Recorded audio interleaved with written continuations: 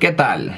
Hoy vamos a hablar de cine, imaginación y romanticismo. Tres cosas que nos dan sentido, pero nos han hecho tanto daño.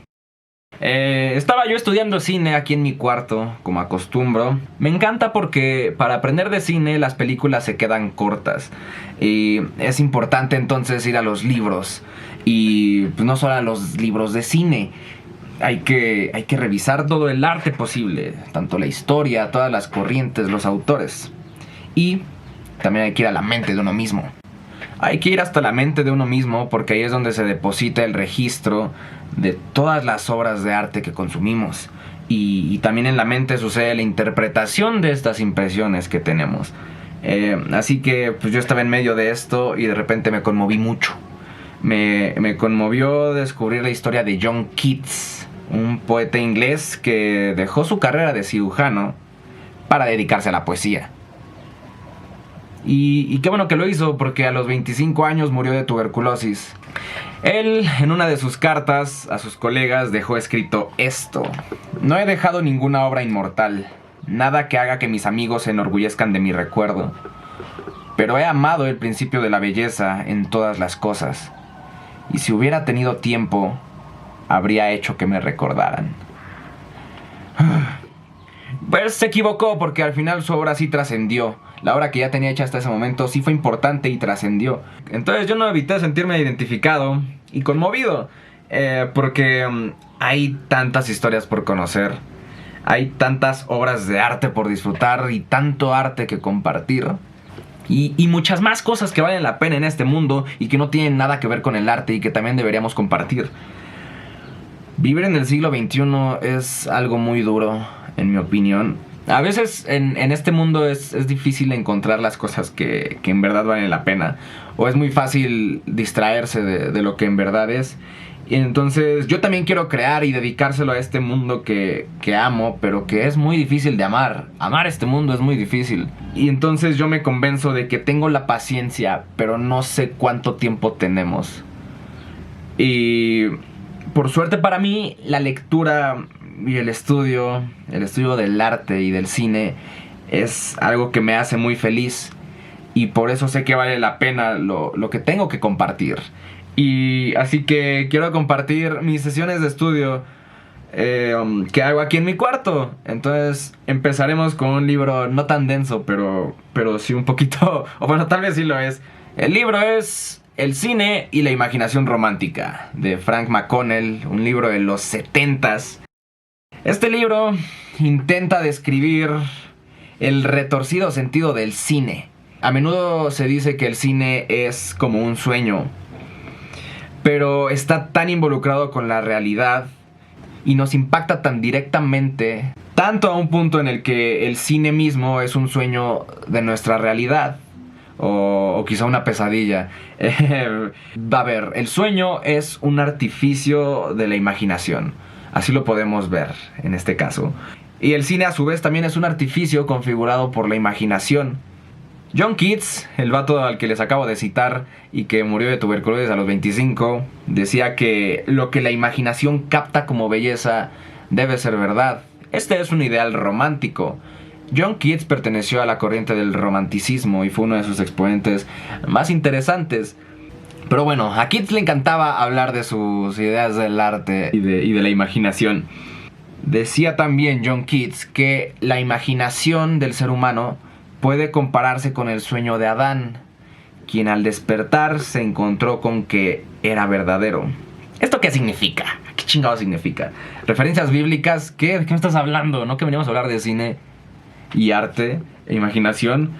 Pues bueno, resulta que esto hace referencia a cuando en la Biblia Adán se queda dormido y tiene una visión de Eva, y al despertar Dios ya había creado a Eva, y por ende Adán se encuentra con que su sueño era verdadero. Y esto pues tiene implicaciones, no sé qué implicaciones bíblicas tenga, pero las implicaciones románticas de esto es lo que nos importa, porque los artistas del romanticismo le dan un peso mayor a su subjetividad por sobre la objetividad, a sus emociones por sobre las tradiciones, y con sus ideales crean obras de arte, obras materiales, piezas tangibles traídas desde la imaginación que impactan a otras mentes y les regalan emociones o transforman sus ideales e incluso vivifican sus fantasías.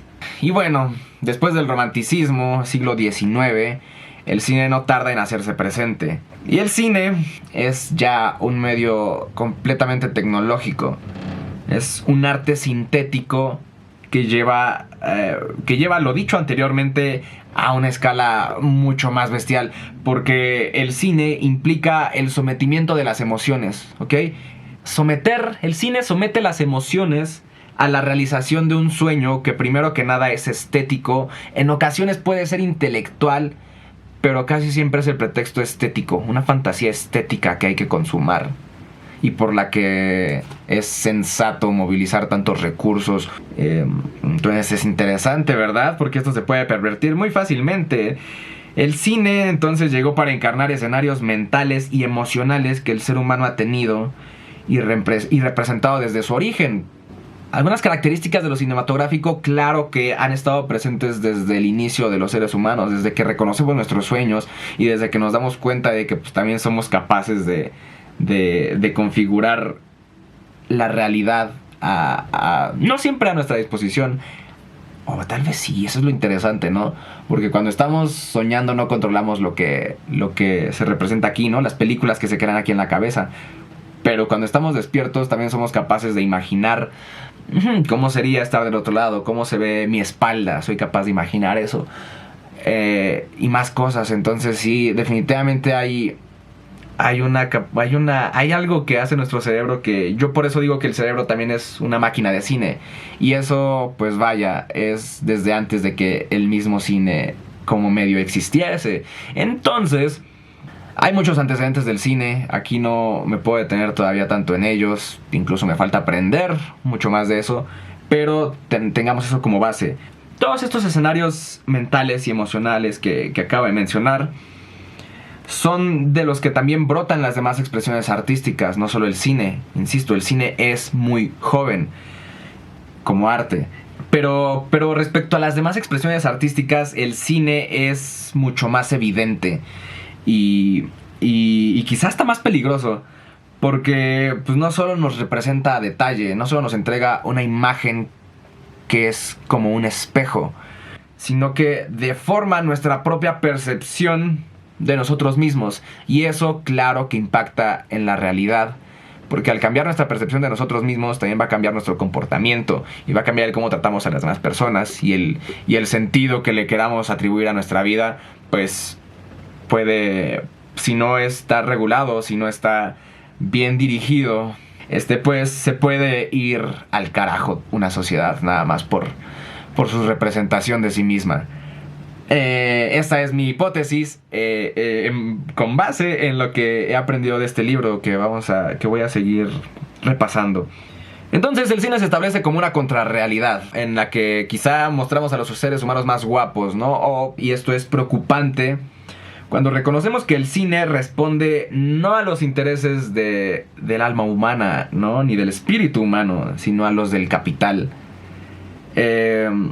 El espíritu humano entonces resulta que no es el motor de la experiencia cinematográfica, sino en la mayoría de los casos solo un recurso.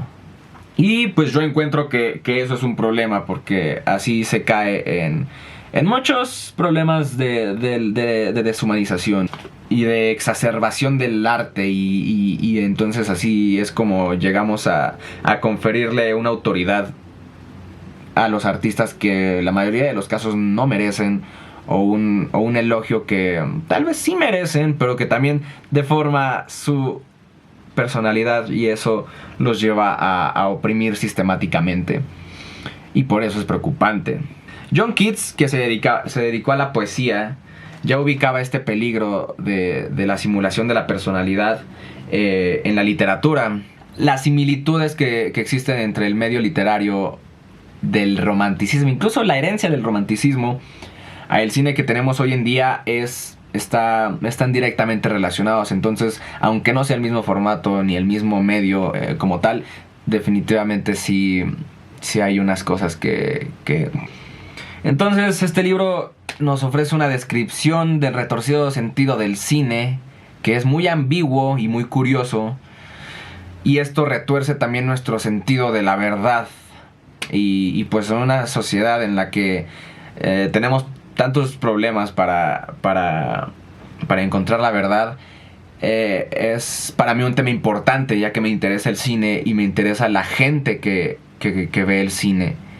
Creo que es muchísimo más, no creo, estoy seguro de que es mucho más importante la gente, aunque no vea cine, que el mismo cine. Y eso es uno de los problemas. Desde el siglo pasado, por el crecimiento de este medio, sí se ha llevado a un punto en el que ya ha deformado tanto nuestra cultura.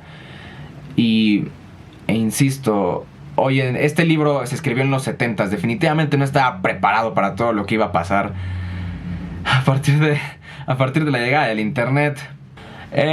Pero bueno, entonces el libro nos habla de eso, de cómo se ha retorcido nuestro sentido de la verdad. Nos habla del lenguaje en el cine y el cine también como un lenguaje.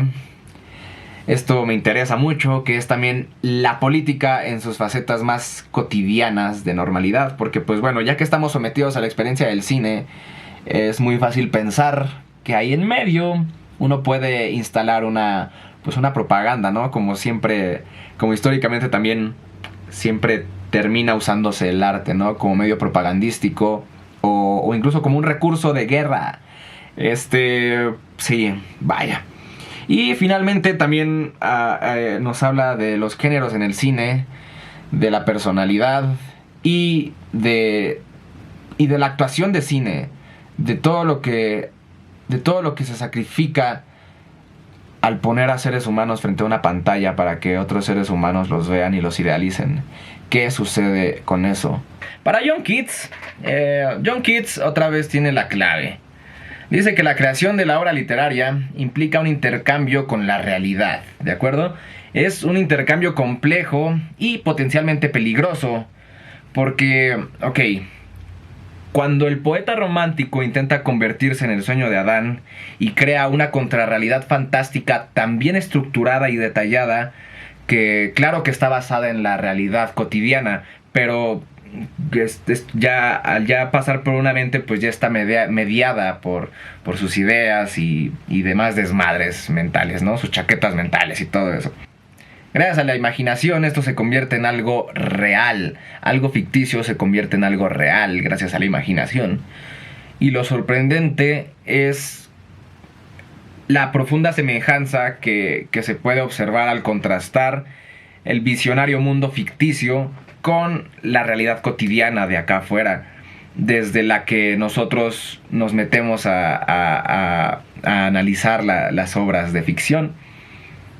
Entonces despertamos, al terminar de leer una obra literaria, despertamos para encontrar que la fantasía es verdadera. Que efectivamente, ¿no? En el mundo existe tanto nivel de detalle como a veces lo puede plasmar un autor en una página. O a veces podemos darnos cuenta, gracias a eso mismo, que el mundo ordinario es una mentira. Porque, ¿por qué no veo esos destellos? Claro que veo brillar la luna, pero ¿por qué no veo todo lo que evoca o todo lo que este autor me está diciendo, ¿no? Esta es una descripción extrañamente precisa de la experiencia cinematográfica para un espectador. Porque el espectador llega a una sala de cine y se sienta en la oscuridad. E incluso aún si está acompañado, pues entendemos que está solo, ¿no? Estamos solitos con nuestra conciencia. Y pues vaya, nos convertimos en un Adán romántico a punto de ver nuestras fantasías, las cosas que ni siquiera sabíamos que deseábamos. Estamos dispuestos a redescubrir el mundo cuando las figuras luminosas se empiezan a mover frente a nuestros ojos en la pantalla. Como se involucra con nuestros ojos y nuestro sistema nervioso, entonces entramos a un estado semi-hipnótico. Y esta experiencia, si es positiva, implica despertarnos para encontrar que es verdadera, porque las ficciones a veces nos hablan de verdades emocionales. Entonces, a través de una ficción podemos encontrar una verdad del amor, una verdad sobre la esperanza, la justicia o la venganza. Entonces regresamos al mundo, termina la función y regresamos al mundo, a un mundo que siempre estuvo allá afuera de la sala de cine, pero ahora es redescubierto por las impresiones que nos dejó esta historia que vimos en la pantalla. Y eso lo traemos al mundo. Esas nuevas ideas sobre las emociones o sobre lo que sea, las traemos al mundo y ahora pues vemos el mundo bajo esos ojos, ¿no? Pero pues sí, al menos subliminalmente opina el autor de este libro que los cineastas saben utilizar el poder del cine para modificar nuestras ideas sobre la realidad. Por lo tanto, el cine tiene poder sobre nosotros. Tenemos un buen ejemplo sobre esto, y es una de las primeras películas narrativas del cine, El Gran Robo al Tren, donde un personaje de pronto apunta con una pistola hacia el espectador, hacia la pantalla, rompe la cuarta pared. Verdaderamente rompe la cuarta pared porque dispara a la pantalla y evidentemente pues no pasa nada, no es una pistola real. No tiene la capacidad de herir físicamente, pero sí es como si hiciera un disparo a la conciencia y reafirmara. Es el cine recordándonos desde dentro de sí mismo el poder que tiene, porque nos tiene entregados a su ilusión, Entonces, aun cuando es falso ese disparo, está más cerca del mundo sensible que muchas otras experiencias reales, porque a lo mejor y sí puede asustar. Entonces eso ya nos habla de que venimos de un mundo de afuera en el que conocemos el funcionamiento de una pistola, y al ser accionada y no suceder algo, pues ya está deformando lo que va a pasar. Entonces la pistola dispara y no pasa nada, pero qué tal que se voltea y ahora le dispara a alguien que está dentro de esa película y sí lo hiere, y ahí es donde estamos entrando a la ficción. Pero entonces ahora, ¿qué pasa si tomamos algo inmaculado, ¿no? Como puede ser un beso o un abrazo, algo profundamente cargado de emoción y muy valioso, algo muy, muy hermoso, ¿no? Dar un abrazo a alguien es compartir un momento especial, un momento profundamente humano. Pero pues vaya, hay gente que da abrazos sin sentirlos, que saluda sin querer saludar, o imagínate, algunas personas llegan a besar a otras sin en verdad querer dar ese beso. Entonces, ¿qué pasa? Es como accionar la pistola de la pistola ficticia y que no haga daño. A veces también tenemos un paralelo de esos momentos en la realidad, pero al menos el cine está haciendo una declaración de intenciones y es como un sí, admitir que nos tiene sometidos a la realidad, a su falsa realidad, y que además lo aceptamos. El medio fílmico está definido en este libro como réplicas fotográficas de figuras humanas que se mueven en la pantalla, mientras que el medio literario está definido como representaciones artificiales de sonidos vocales ordenadamente dispuestos en una página.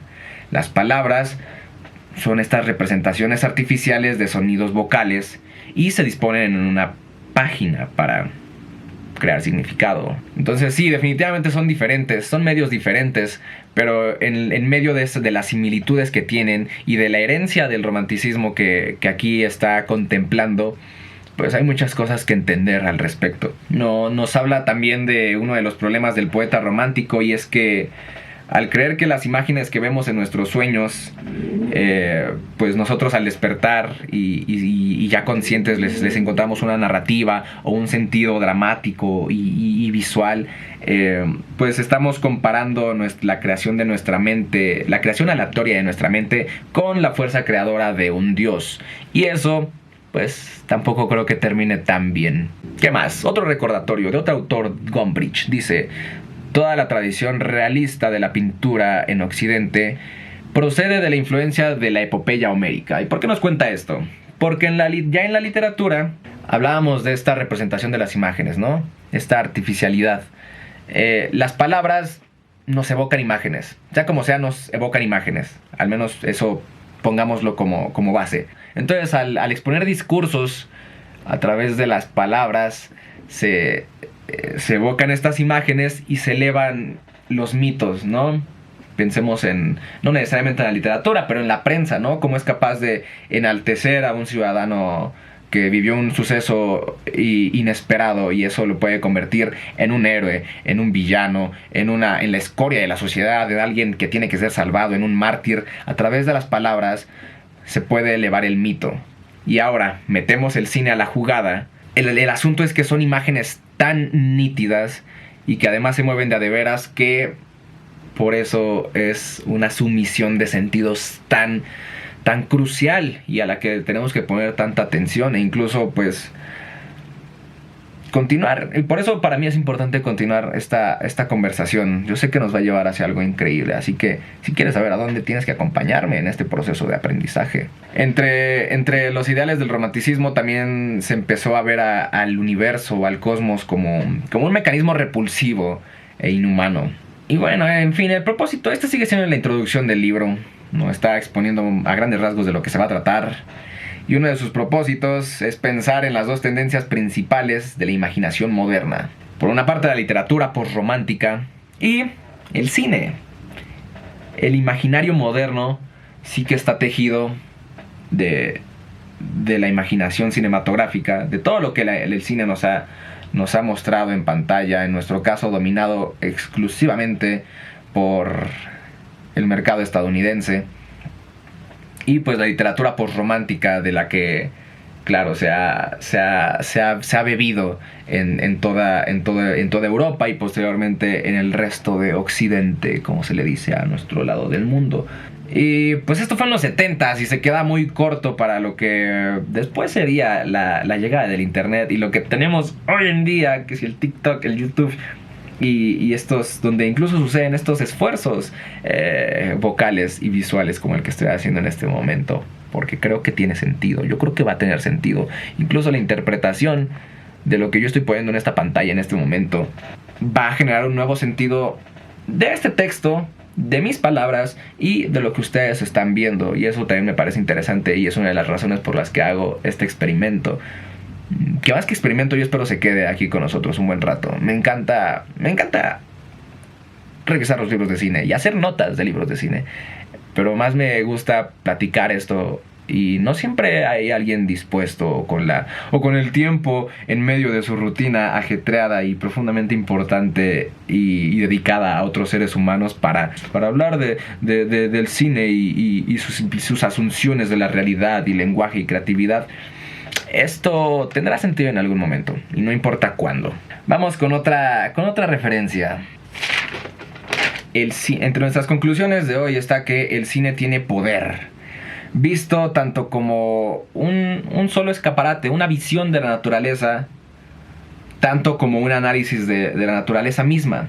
Al yo declarar lo que significa para mí una flor, ya me puedo meter a tu sistema de configuración mental, ya me puedo meter a tu creatividad y convertir eso en un símbolo. Y en el peor de los casos, que ha sido el peor de los casos, cómo se ha tratado el cine, pues lo podemos convertir en un medio propagandístico y en un arma de guerra, incluso en un elemento cultural que claro que ha cambiado el mundo y lo sigue cambiando, a veces por accidente. Lo mejor es que sea por accidente, lo mejor es que sea por razones nobles como las son las del arte, pero no podemos negar que lo más importante y lo que mueve al cine pues son los intereses económicos. Y por eso hay que ver hasta dónde nos ha llevado, qué tanto nos ha deshumanizado y qué podemos hacer al respecto, si podemos deshumanizar la deshumanización a su vez o yo qué sé. Y es un hecho que el cine, que es un medio artístico tan joven, está tan permeado de los por lo menos 200 años de pensamiento y literatura que le preceden, ¿no? Antes del siglo XX, todo lo que sucedió en esos 2 siglos pasados, hemos heredado de esos últimos 200 años muchos asuntos, tanto el cómo nos convertimos en unos pasivos al consumir, cómo se transforma nuestro lenguaje, que es una tradición y tiene un sentido heredado. Pero pues vaya, si ahora estamos jugando tanto con el lenguaje y con los sentidos y nuestra percepción de nosotros mismos, pues también eso se va a deformar. Y por eso hoy tenemos yo no creo que sea malo, tenemos mucha diversidad y tenemos una mina de oro de curiosidades y de posibilidades en las que ha devenido nuestra cultura y nuestras posibilidades de crear significado y de extraer significado y de darle significado a nuestra vida se van a transformar, bueno, se han estado transformando Y a mí por eso es uno de los temas que más me importa del cine, porque ahí es donde se vuelve sociopolítico, cuando nos damos cuenta de cómo afecta a nuestra condición de ser humanos, de seres humanos. Es duro, pero me encanta. Entonces, ya por último, el cine es un trabajo colaborativo. Entonces, es algo que sucede, es una obra artística que sucede tan a gran escala. Va a influir, si ya influye en el espectador, ahora imaginemos en las personas que lo realizan. ¿Qué tanto ponen en juego? ¿Qué están sacrificando en medio? Y a veces, bueno, cierro este capítulo con una de las ideas del autor, en la que también dice que se cuestiona si acaso el cine de autor, este cine que está dirigido por una sola mente, una visión artística, una inquietud, una fantasía, y eso moviliza a todo un equipo de trabajo a trabajar para la ilusión de un solo cabrón. Dice, se pregunta si no es acaso más deshumanizante que una obra que está diseñada para el consumo de miles o millones de personas, y que tal vez es un poco más loable, y como no sé, por contrastar el trabajo de El gato con botas contra Nuevo Orden, ¿no? ¿Qué resulta más deshumanizante? ¿Cuál tiene un sentido más artístico? Nadie le puede ganar al gato con botas, yo lo sé, pero necesitaba este ejemplo un poco tajante para ponerlo sobre la mesa y expresar ese punto. A veces el cine de autor, la visión de un solo cabrón, movilizar tantos recursos por la visión de un solo cabrón, sí puede ser más deshumanizante que un producto que se consume para millones.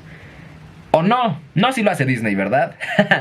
DreamWorks, no sé, qué desmadre, porque nace el cine y nace todo un sistema, todo un montón de cárteles de distribución y de exhibición y de producción, los que verdaderamente han diseñado nuestros sueños, nuestras ambiciones, nuestras convenciones sociales incluso. Esto tal vez nos rebasa, tal vez rebasa el estudio de este libro, tal vez rebasa la interpretación que yo pueda hacer al respecto, la que estoy haciendo. Pero si lo importante es lo que sucede en nuestra realidad, sin importar el arte o las demás cosas que hay allá afuera, sí conviene, sí vale la pena, no sé, a través del mismo arte, gracias al mismo arte, reconocer cuál es nuestra realidad y cuál no. Yo creo que sí podemos usar todos estos datos, toda esta información a nuestro favor, pero primero tenemos que entender el proceso. Y si el cine retuerce la realidad, al entender este proceso podremos llegar a una idea de la verdad. No creo que sea absoluta, pero al menos es una idea. Ojalá sean varias, o al menos será una para cada uno, o será una para cada uno en diferentes momentos del tiempo, como yo, que no soy el mismo, no pienso lo mismo desde la primera vez que leí este texto, a la vez que lo bajé en notas, a la vez que lo ensayé para hacer esto, a la segunda vez que lo ensayé para hacer esto y no me salió, a la vez que lo grabé y tampoco me salió, a esta tarde que decidí grabarlo así tal como se los estoy presentando. Y bueno, y si no podemos incidir en la realidad, y si ya está tan deformada y el cine es tan dueño de nosotros, o bueno, las industrias del entretenimiento son tan dueñas de nosotros, y estos solo son esfuerzos inútiles por intentar teorizar al respecto, al menos quizá podamos aprender a vivir con esta triste verdad, que es que el cine, que es un medio al que yo me he acercado con total inocencia, resulta una de las maquinarias industriales más deshumanizantes que hemos tenido en la historia. Hay una frase, me quiero despedir con una frase que leí en otro libro de cine, este era sobre historia del cine específicamente, y nos dice que históricamente ninguna guerra generó tanto dinero y tan rápido como el cine, y por tanto los gobiernos de los países más fuertes se dieron cuenta de que quien controle la industria del cine controlará el medio más potente de influencia sobre el público. Y eso fue hace 100 años. ¿Tú qué crees que sea hoy en día? Ya no solo el cine, porque ya no es solo el cine.